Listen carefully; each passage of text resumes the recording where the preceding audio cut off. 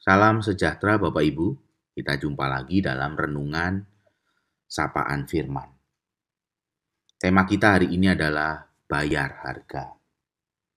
Bacaan kita diambil dari Ibrani pasal 5, ayatnya yang ke-8.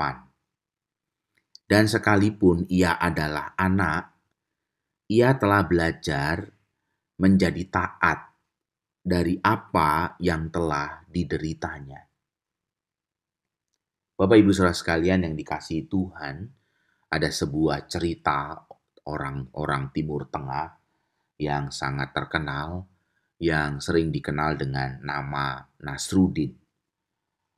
Dalam satu cerita tentang Nasruddin dikisahkan, Nasruddin ini sama sekali tidak bisa bermain suling. Maka datanglah ia kepada seorang guru suling dan ia bertanya, "Berapa uang untuk belajar suling?"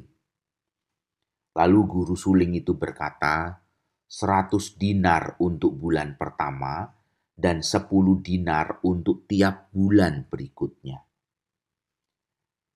Astaga, mahal sekali, kata Nasruddin. 100 dinar untuk bulan pertama, padahal bulan yang selanjutnya cuma 10 dinar. Kata Nasruddin memperjelas apa yang dikatakan guru suling itu. Nasruddin berpikir sejenak, lalu memutuskan sesuatu yang aneh.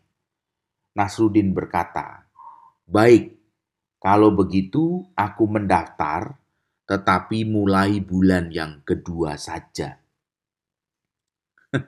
Ini cerita Nasruddin yang seringkali kita kenal sebagai cerita-cerita yang konyol. Salah satu ceritanya adalah Nasruddin belajar bermain suling ini. Nasruddin menghindari bulan yang pertama karena bulan yang pertama membayar 100 dinar. Dia memilih untuk belajar di bulan kedua yang hanya 10 dinar. Bapak Ibu, ada banyak orang yang tidak mau membayar harga di dalam kehidupannya untuk terus belajar. Menjadi seorang Kristen juga menjadi seorang pembelajar.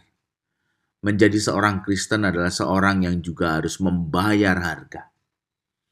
Bagaimana Tuhan Yesus mengajar Bapak, Ibu, dan saya tentang membayar harga ini?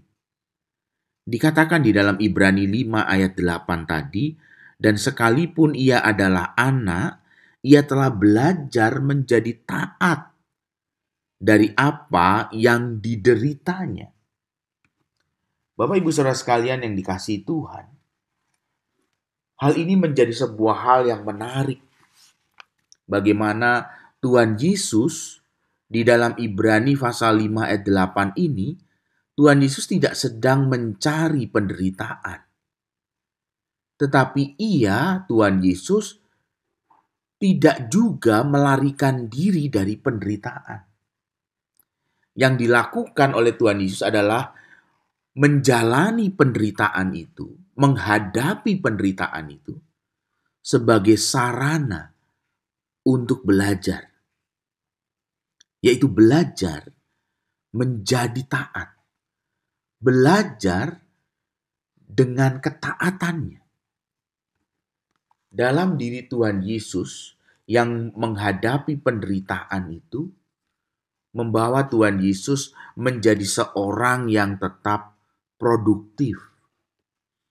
Ia menderita dalam pembelajarannya dan ia belajar dalam penderitaannya. Inilah seorang yang produktif itu. Seorang yang mau membayar harga. Ia menderita dalam pembelajarannya dan sekaligus ia belajar dalam penderitaannya. Menjadi seorang Kristen yang mau belajar adalah orang yang mau menderita.